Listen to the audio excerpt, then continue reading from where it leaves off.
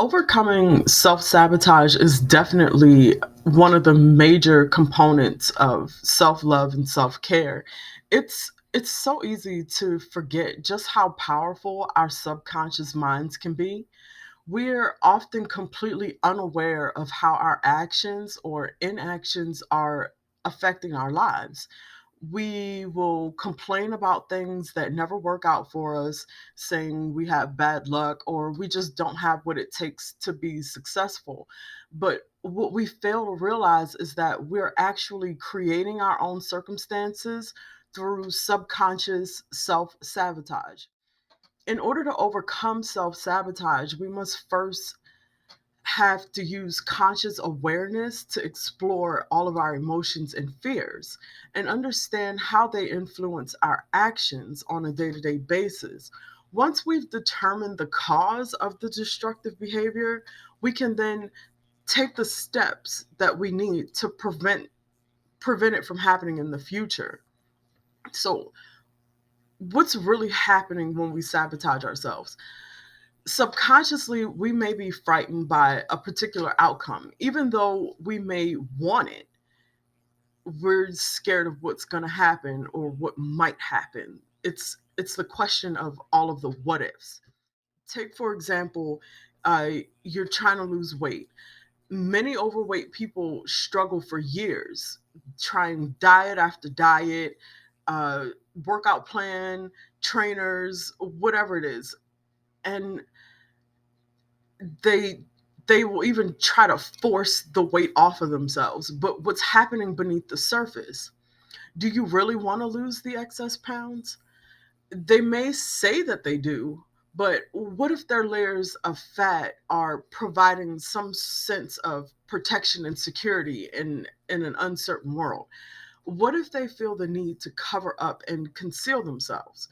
Losing weight then becomes a threatening, frightening possibility. So they might sabotage their diet efforts in order to avoid feeling vulnerable and exposed. Even though they say they want to lose weight, and they might even believe that they do, they still might set themselves up for failure by sneaking food or skipping a workout day and then making empty promises to themselves that they're going to try harder tomorrow. Others may be intimidated by something as simple as starting a new job. There's a surprisingly high number of people who don't even show up for interviews, even for highly desired positions. Uh, Take, for example, uh, a stay at home mom. She decides that maybe she needs to return to the workforce so that she can earn money for her family. What she really wants to do is stay home with her family. What she really wants is to be there for her children at all times, but she feels obligated to get a job outside of the home. So instead of applying for positions that she's qualified for, she knowingly applies for positions that she's not qualified for or jobs that require hours that are incompatible with her family's schedule. That way, if she's offered the job, she can easily use that as an excuse to turn it down. Subconsciously, that's her way of ensuring that she won't have to leave home and that she can at least say, "Oh, well, I tried to get a job. It just didn't go through." Those who self-sabotage may also be afraid of what others will think of them, how they go about accomplishing their goals. They might not believe that they're worthy of the outcome, so they act in ways that will ensure their failure. These destructive efforts are done subconsciously, so even the saboteurs have fooled themselves into thinking that they know what they want. If there is any uncertainty in their mind, any doubt, any fear, they will find a way to make sure that it doesn't happen. Perhaps this describes you. Have you sabotaged yourself in the past?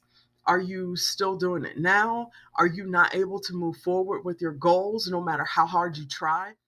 We can overcome self sabotage. The most important step to stopping self sabotaging behavior is to recognize the fact that it's actually happening. We We have to develop a conscious awareness of our thoughts, emotions, and actions. If you've been struggling with a certain goal and things just don't seem to be working out for you, take a look at the setbacks that were encountered and evaluate the situation. Could any of the obstacles have been avoided by making wiser choices on your part? Are there a significantly high number of obstacles that have arisen for this one particular goal? If so, you may be self sabotaging. A great way to get in touch with your subconscious mind is by spending time in quiet meditation. Ask yourself, what is it that you're afraid of? What fears are you having? What are all of your uncertainties? What makes you feel uncomfortable about this goal?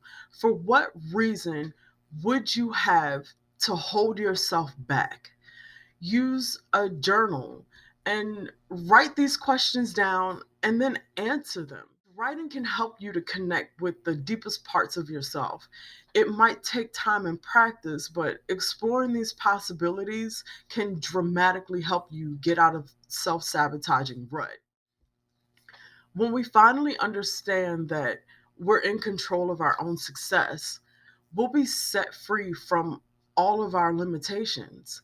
By developing clarity and insight about outcomes we want to create and the awareness for potential setbacks, we can stop self sabotage and focus our energy on working towards new goals that we will fully support in every way. We'll look back one day and see that instead of being our own worst saboteur, we've become our very best supporter.